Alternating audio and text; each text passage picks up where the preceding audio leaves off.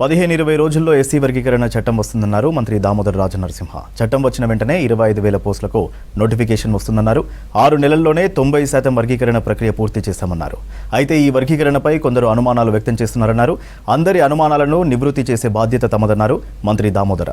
Hyderabad tourism convention హాల్లో SC వర్గీకరణపై Madiga నేతలతో మంత్రి దామోదర సమావేశమయ్యారు.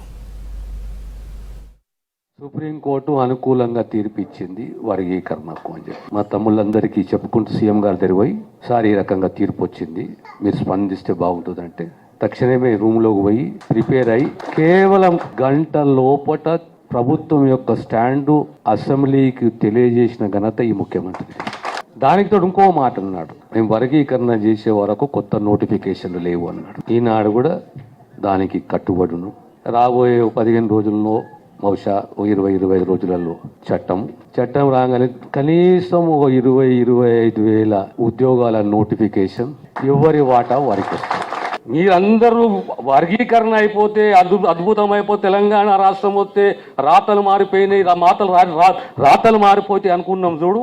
అదే రకంగా వర్గీకరణ వస్తే సంపూర్ణంగా మన రాతలు మారిపోతాయి అనేది పొరపాటు.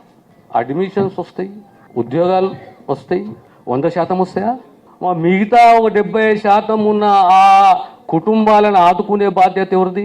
అది ఎప్పుడైనా మనం ఆలోచన చేసినామా? ఓ సప్లాన్ చట్టం ఉన్నది, ఆ చట్టం ద్వారా పిల్లగాడు పాలిటెక్నిక్ చేసిండు, ఇంజనీరింగ్ చేసిండు, ఓ వ్యాపారం చేసుకుంటాడు, ఓ లోను, ఒక సబ్సిడీ.